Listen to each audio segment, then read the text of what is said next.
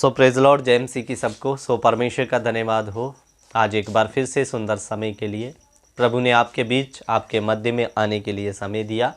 सो विषय में जाने से पहले आप हमारे चैनल जाने वचन की सच्चाई को सब्सक्राइब करने, बेल के आइकन को दबा लें ताकि जब भी हम कोई नया विषय या नई क्लास लेकर आएँ तो उसका नोटिफिकेशन आपको मिलता रहे। मेरे प्यारो, आज हम प्रकाशित वाक्य 13 अध्याय के बारे में सीखने के लिए जा रहे हैं और एक बहुत भयानक भविष्यवाणी को देखने के लिए जा रहे हैं। सो आइए 13 का 1 पढ़ते हैं। प्रकाशित वाक्य 13 का 1।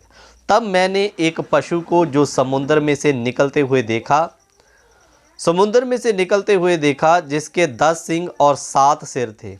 उसके सींगों पर 10 राजमुकुट और उसके सरों पर परमेश्वर की निंदा के नाम लिखे हुए थे। मेरे अजीजों, इस बात को समझने से पहले आपको इसके पीछे क्या घटना घटी उसको समझना है। इसके पहले शैतान उस स्त्री के पीछे पड़ा है, अजगर। वो स्त्री इस्राएल को दर्शाती है, अजगर शैतान को। और उस स्त्री यानी कि इस्राएल के कारण परमेश्वर के दूतों और शैतान की शक्तियों में युद्ध हुआ। शैतान उन पर जय ना पा सका, हार गया। और 17 वचन में लिखा, जब वो हार गया तो तब अजगर स्त्री पर क्रोधित हुआ और उसकी शेष संतान से, जो परमेश्वर की आज्ञाओं को मानते थे, यीशु की गवाही देने पर स्थिर है, लड़ने को गया और वह समुद्र के भालू पर जा खड़ा हुआ। इधर जब वो जय न प्राप्त कर सका तो क्रोधित होकर वो परमेश्वर की संतान से लड़ने के लिए निकला और समुद्र की भालू पर जा खड़ा हुआ। और मेरे प्यारो, जैसे ही वो समुद्र की भालू पर जा खड़ा हुआ, अब 13 का 1 में क्या लिखा, तब मैंने एक पशु को जो समुद्र में से निकलते हुए देखा, जिसके 10 सींग और 7 सिर थे और उसके सींगों पर 10 राजमुकुट और उसके सिरों पर परमेश्वर की निंदा के नाम लिखे हुए थे। सो 2 वचन में लिखा, 2 को पढ़ने के लिए ऊपर वाली बात को हम क्लियर कर लें। सो इधर में लिखा, एक पशु को समुद्र में से निकलते हुए देखा। मेरे प्यारो, जब हम समुद्र के पास में खड़े होते हैं, समुद्र पर आप गौर से ध्यान करते हैं तो समुद्र कभी भी शांत नहीं रहता, उसमें हमेशा हलचल रहती है। मेरे प्यारो, ये जो समुद्र है ये मनुष्य जाति को बताता है।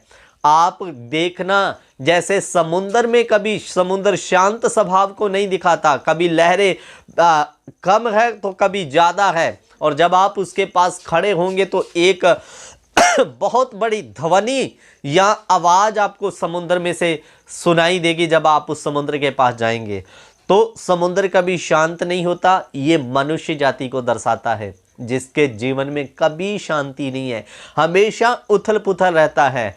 और इसी मनुष्य जाति में से एक निकलेगा जो पशु कोई जानवर नहीं, पशु नाम देकर समझाने का मतलब मसीह विरोधी निकलेगा। इसी मनुष्य जाति में वो अलग या भयानक नहीं दिखेगा, वो एक मनुष्य के समान ही दिखाई देगा। और लिखा, उसके सींगों पर 10 राजमुकुट और उसके सरों पर परमेश्वर की निंदा के नाम लिखे हुए थे। मेरे प्यारो, ये दास साम्राज्य खड़े करेगा और ये खुद उनकी अगुवाई करेगा जो परमेश्वर के कार्य के विरुद्ध में काम करेंगे। मेरे प्यारो, और आगे लिखा फिर 2 वचन में, जो पशु मैंने देखा वह चीते के समान था। मेरे प्यारो, चीते के समान कहने का मतलब, बहुत बार वचन को समझाने के लिए हमें इस धरती की चीज़ों से उनकी उदाहरण देकर समझाया जा रहा है वचन में। कभी प्रभु यीशु मसीह ने पेड़ का उदाहरण दिया, कभी किसी का, ऐसे करके ताकि हमें समझ आ जाए। सो मेरे प्यारो, जो पशु मैंने देखा वह चीते के समान था। ध्यान देकर सुनना, चीता फुर्ती और तेजी का प्रतीक है मेरे प्यारो। और जैसे सिकंदर राजा ने चंद महीनों में, चंद सालों में पूरी दुनिया को अपने कब्जे में कर लिया, वैसे ये इतनी तेजी के साथ काम करेगा, पूरी दुनिया को अपने कंट्रोल में ले लेगा, ये जो मसीह विरोधी है मेरे प्यारों।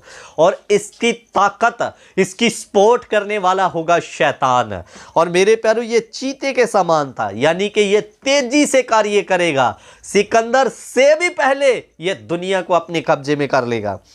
और उसके पांव भालू के से थे, उसके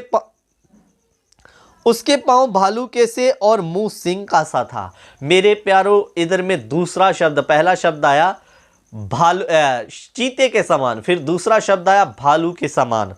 अगर हम भालू के जीवन को देखें तो भालू जो होता है उसकी सूंघने की शक्ति बड़ी होती है, और मेरे अजीजों उसका भारी भरकम वजन होने के बावजूद भी वो अपने शिकार को तेजी से दौड़कर टारगेट करता है। मेरे प्यारों इसके पांव जो है वचन में लिखा वो भालू के समान होंगे। ये अपने टारगेट को तेजी से, शिकार को तेजी से टारगेट करेगा।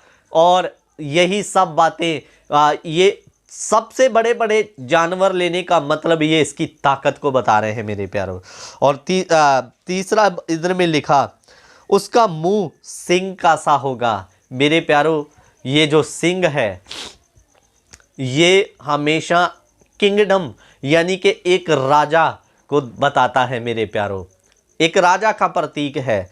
और मेरे प्यारों इसके पास ताकत होगी, तेजी होगी, पूरी दुनिया इसके वश में होगी, जो मसीह विरोधी होगा।